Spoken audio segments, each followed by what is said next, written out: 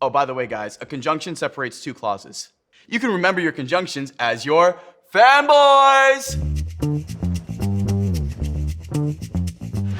For and nor, but, or, yet so. It's your fanboys. For and nor, but, or, yet so. One last time. For and nor, but, or, yet so. Going on the gram. Hashtag fanboys. Listen, guys, don't be like Mary. Be a good friend. Be like Jenny. Be studious. And believe in yourself. Because I certainly do. Subjects and objects are either nouns or pronouns. Adjectives describe nouns. Adverbs describe adjectives and verbs.